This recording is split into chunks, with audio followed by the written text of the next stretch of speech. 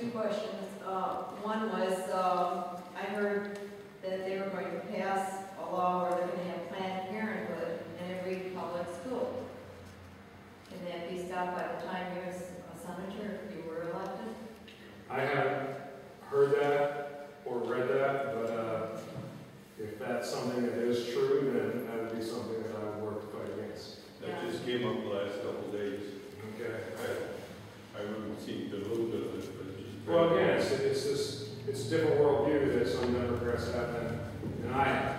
You know, that Planned Parenthood is a good organization. It's an advocacy group or a group that, you know, is good. Well, in my opinion, it's not. I believe it's an evil organization. And so, you know, whereas you do think it's good, then you say, what's the problem with having it in our public school system? But that's something I would definitely fight against because I don't believe it's a good thing to have there. Okay, and the other one was the private businesses. My brother's in private business, and he says the taxes are killing him.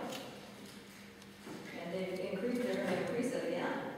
Yeah, and again, it's a fundamentally different way of viewing the world where one person thinks it's always a revenue problem. If we just had enough revenue, if we just taxed you people a little bit more, we'd have these great programs that we have. I think about Michigan, I think about our country in military terms sometimes about what we're going through.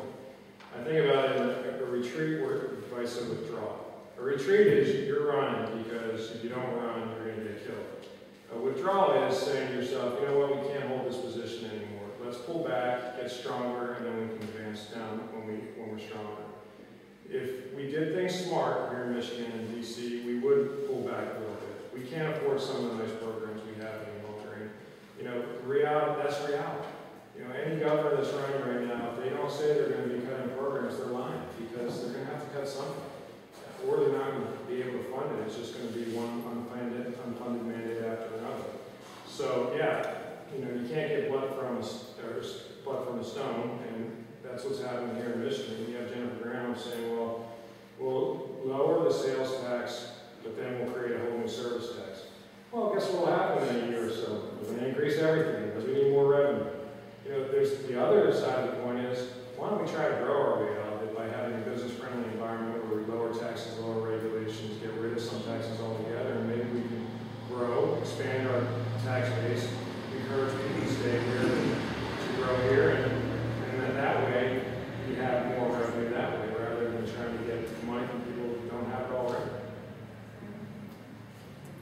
Right, I do talk to business leaders from Michigan Group again, and I'm sure you have somewhere along the line. And are they working on endorsing professional candidates like yourself? I've talked to them, but they haven't mentioned any endorsements, and I haven't seen any out there. In my mind, I haven't been going after endorsements other than Farm Bureau, Michigan Right to Life, and Chamber of Commerce, and then some local endorsements that people know, because I don't think you people care what outside congressman or woman or outside former senator or whomever from D.C.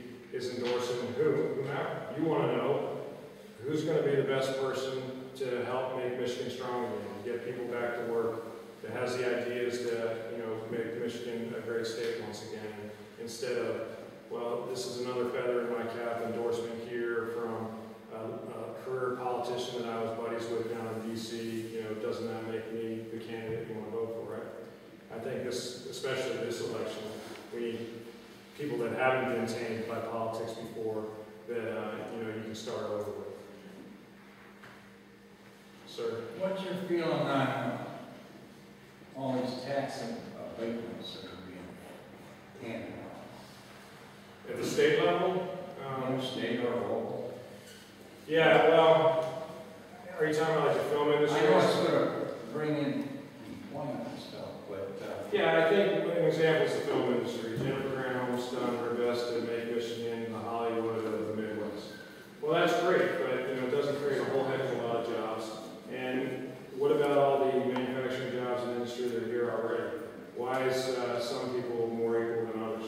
We should be doing the same for everybody, so that, you know, everybody's treated with the same, you know, in the same vein, or treated equally and fairly, and given the incentives that these new industries are to move here, everybody should have those same incentives to stay here. So whatever abatements we've given, we need to honor, but, you know, it shouldn't be picking certain industries over others. It should be, hey, everybody